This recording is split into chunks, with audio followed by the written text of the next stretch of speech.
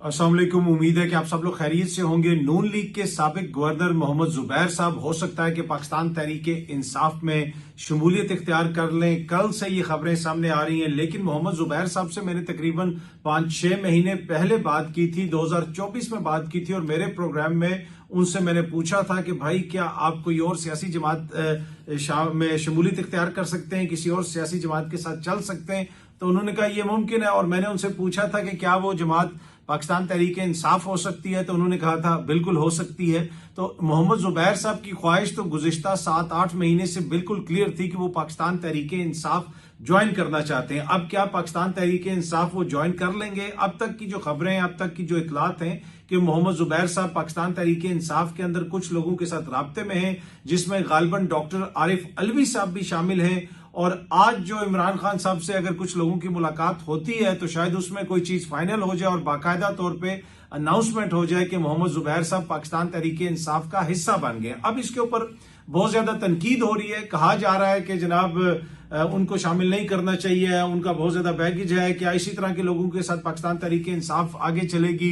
उनके अपने लोग बहुत ज्यादा हैं, अपने लोगों की बहुत ज्यादा कुर्बानियां हैं, किसी और को शामिल नहीं करना चाहिए। लेकिन एट द सेम टाइम जो हुकूमती दोस्त हैं वो इस तरह की खबरें दे रहे हैं, इस तरह की बातें कर रहे हैं, कुछ सहाफी भी इस तरह की बातें कर रहे हैं कि जी तहरीक इंसाफ से तो बहुत सारे लोग छोड़ के जाने के लिए तैयार हैं, जिसमें वो अटक से किसी का नाम ले रहे हैं, जिसमें वो किसी और का नाम ले रहे हैं। हसन अयूब साहब जो है टीवी पे बैठ के कह रहे हैं कि जी फलाना बंदा भी पाकिस्तान तहरीक इंसाफ का छोड़ के जाने वाला है, फलाना भी छोड़ के जाने वाला है, उसकी बातचीत हो गई है, उसकी बात हो गई है, वो ये हो जाएगा, वो हो जाएगा। तो एक ऐसे माहौल के अंदर जहां ये कहा जा रहा है कि पाकिस्तान तहरीक इंसाफ के इतने लोग छोड़ के जाने वाले हैं, उस माहौल के अंदर अगर नून लीग का एक साबिक गवर्नर पाकिस्तान तहरीक इंसाफ में शामिल होता है तो यकीनन उसकी भी अहमियत है। तो ये एक सोच भी है जमात के अंदर। अब अगले चंद घंटों के अंदर शायद चीजें क्लियर हो जाएं कि मोहम्मद जुबैर साहब की शमूलियत की बाकायदा आज अनाउंसमेंट होगी या नहीं होगी।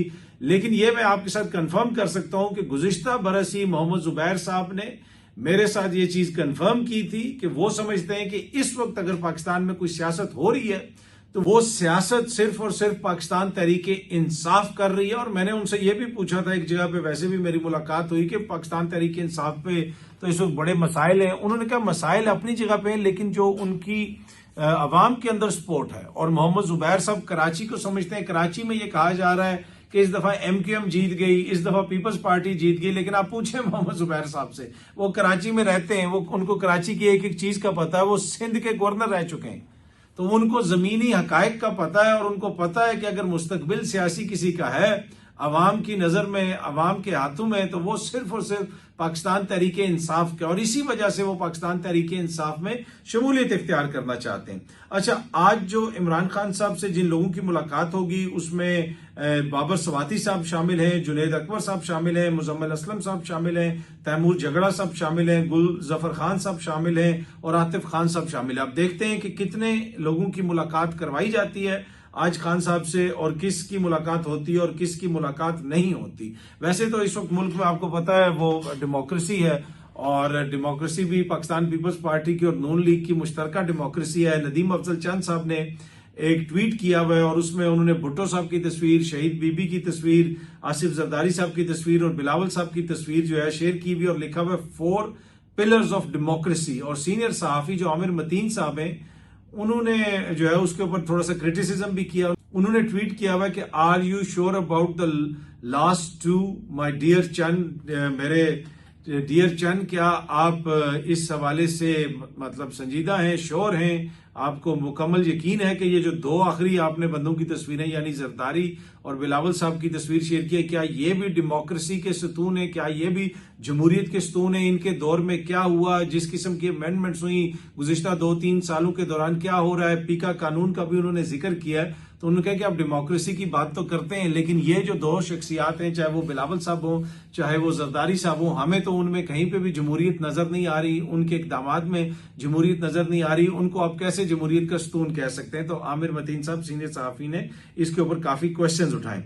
अच्छा, बिलावल साहब आपको पता है अमेरिका गए हुए हैं, और अमेरिका में बिलावल साहब ने यह कहा है कि ISI और रॉ अगर इकट्ठे काम करें तो बहुत सारे मसाइल हल हो सकते हैं। मेरी नजर में ये इंतहाई एक नाइव स्टेटमेंट है बिलावल साहब की कि जनाब आईएसआई और रॉ जो है वो मिलके काम कर लें। भाई रॉ तो पाकिस्तान में दहशतगर्दी कर रही है, रॉ तो हमारे बच्चे शहीद करवा रही है, रॉ तो एक दहशतगर्द तंजीम है। रॉ के हवाले से कनाडा क्या कह रहा है, अमेरिका के अंदर वो क्या करने की कोशिश कर रहे हैं, दीगर ममालिक के अंदर वो करने की क्या कोशिश कर रहे हैं। अब हम ये कह रहे हैं कि जो हमारे बच्चों को मरवा रहे हैं, जो हमारे जवानों को शहीद करवा रहे हैं, जो हमारे फोर्सेस पे हमले करवा रहे हैं, उनके साथ बैठ के वो और आईएसआई मिल के दहशतगर्दों के खिलाफ काम करेंगे। तो ये तो इंतहाई नाइव स्टेटमेंट है। एक तरफ आईएसआई मुल्क का दिफा कर रही है, इन लोगों के खिलाफ जो इनकी कार्रवाइयां उनके खिलाफ लड़ रही है, लेकिन बिलावल साहब कह रहे हैं कि ये दोनों मिलकर कुछ कर लेंगे। सो आई डोंट मतलब इट्स बियॉन्ड मी कि वो कैसे, ये क्या कौन सी उनकी अंडरस्टैंडिंग है, क्या कॉम्प्रीहेंशन है उनकी के सारे मामले की, कि जिसके ऊपर वो ये कह रहे हैं कि रॉ और आईएसआई मिलके मामला हल कर लेंगे। रॉ जो इधर कर रही है वो हमें नहीं पता, उनके लीडरान खुल के कह रहे हैं कि जी हम पाकिस्तान के अंदर असैसिनेशन करवा रहे हैं, हम पाकिस्तान के अंदर लोगों को मरवा रहे हैं। जो ही हमला होता है बलूचिस्तान में, इंडिया की प्रॉक्सीज, रॉ की प्रॉक्सीज, वो रॉ के ही अफसरान हैं जिनकी ऑडियोज हमारे तक पहुंची हैं, जब हमने सुनी है, देखी है, जो प्रेस कॉन्फ्रेंसेज में हुकूमती एहलकारों ने चलाई है कि वो क्या कुछ यहाँ पे कर रहे हैं। और बिलावल साहब कह रहे हैं कि ये मिलकर दहशतगर्दी के खिलाफ कुछ कर लेंगे। तो वैसे सलाम है बिलावल साहब की इस कॉम्प्रीहेंशन को। अच्छा, बिलावल ने वहां पे एक और बात भी की है। बिलावल ने जनाब वहां पे कहा है कि we could have shot down 20 Indian jets but showed restraint. Bilawal ने कहा कि जी हम 20 भारत के जहाज गिरा सकते थे, लेकिन हमने तहम्मुल का मुजाहरा किया। और भाई क्यों किया तुमने तहम्मुल का मुजाहरा? ये मेरी समझ से बालातर है कि बार बार ये क्यों हुकूमती शख्सियात ये चीज कह रही हैं कि जी हम इतना कर सकते थे लेकिन हमने इतना नहीं किया। क्या वो जितना कर सकते थे उन्होंने उतना नहीं किया? क्या उन्होंने हमारी मसाजिद पे हमले नहीं किए? क्या उन्होंने हमारे बच्चों को शहीद नहीं किया?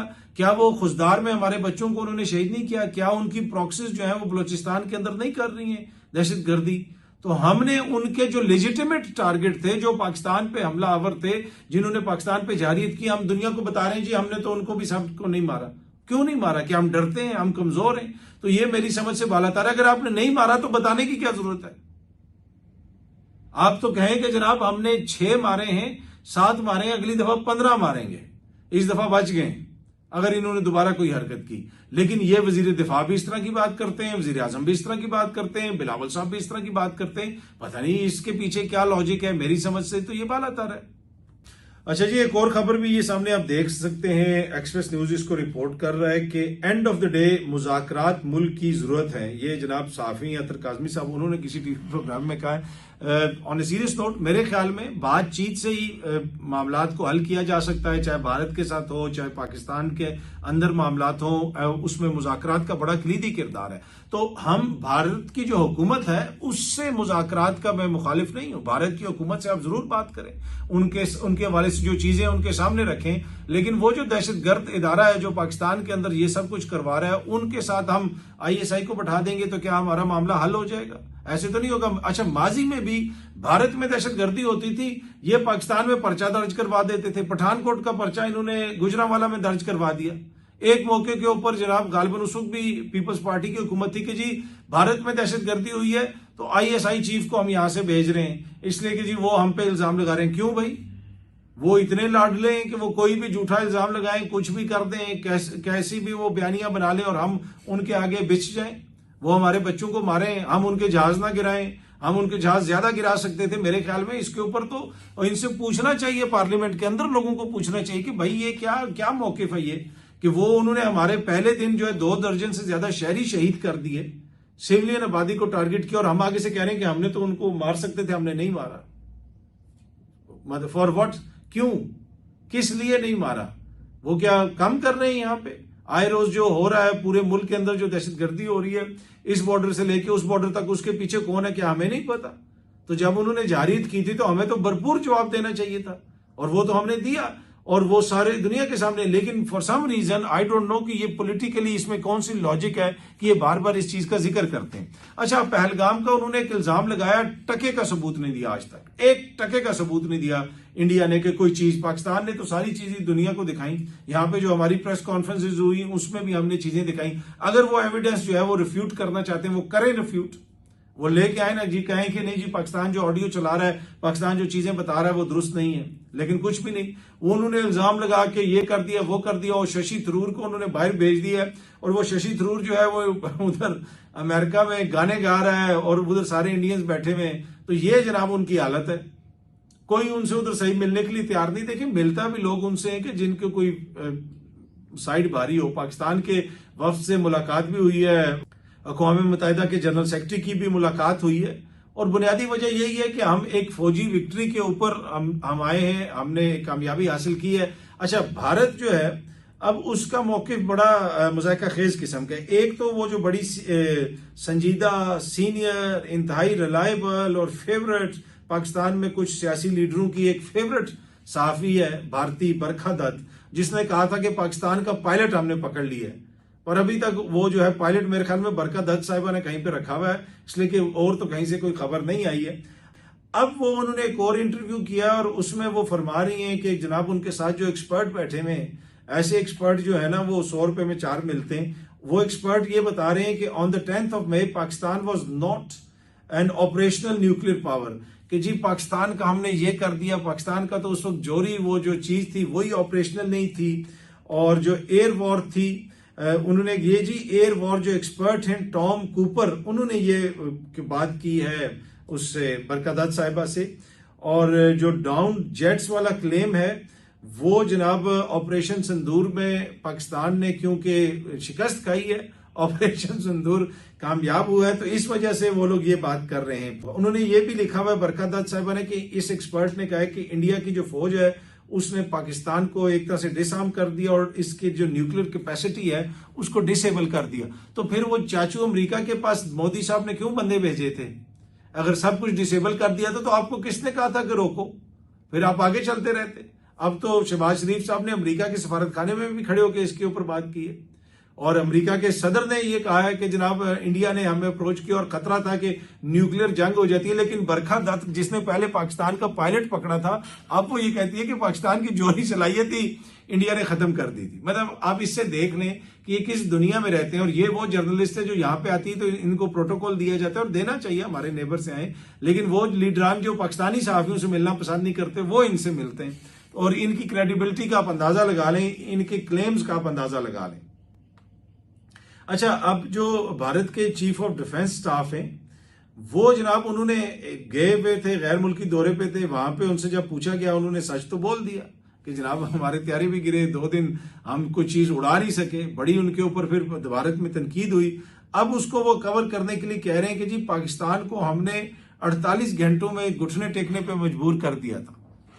अब वो उसको कवर करने के लिए इस किस्म के दावे कर रहे हैं। तो अब ये नए दावे सामने आ रहे हैं कि दावा देखें जी पाकिस्तान को जोहरी तौर पे डिसआर्म कर दिया था भारत ने, और 48 घंटे में घुटने टेकने पे मजबूर कर दिया। तो पूरी दुनिया ने देखा कि क्या हुआ, और इसी वजह से सदर ट्रंप बार बार कहते हैं कि जो जोहरी जंग का खतरा हो गया था, ये हो गया था, वो हो गया था, बड़ी मुश्किल से मैंने मामलात को रोका, नहीं तो मामला बहुत आगे जा सकता था। तो जो कुछ हुआ, बरखा दत्त साहिबा पहले तो आप वो हमारा पायलट है उसके हवाले से कुछ बताएं। वो जो इंडियन खातून राफेल की पायलट है, अब इंडिया में भी कुछ यूट्यूबर्स वगैरह ने उसके ऊपर क्वेश्चन उठाने शुरू कर दिए कि वो अभी तक नजर नहीं आई हैं, जिनके हवाले से शुरू में पाकिस्तान में भी खबरें आती रही। हो सकता है आगे वो नजर आ जाएं, लेकिन जो बरखा दत्त ने पाकिस्तानी पायलट पकड़ा था वो पता नहीं वो कब छोड़ेंगी। तो जब भी उस पायलट को उधर से रिहाई मिलती है तो हमारी कोशिश होगी कि आपको अप टू डेट रखें। अच्छा, एक और जो चीज है, आपको पता है कि उमर अयूब साहब के खिलाफ एक रेफरेंस आया है और उनको डी सीट करने की बात हो रही है। उमर अयूब साहब कहते हैं कि ये रेफरेंस तो माजी में भी मेरे खिलाफ इसी किस्म के इल्जाम लगे थे और इसमें मैं क्लियर हो चुका हूं।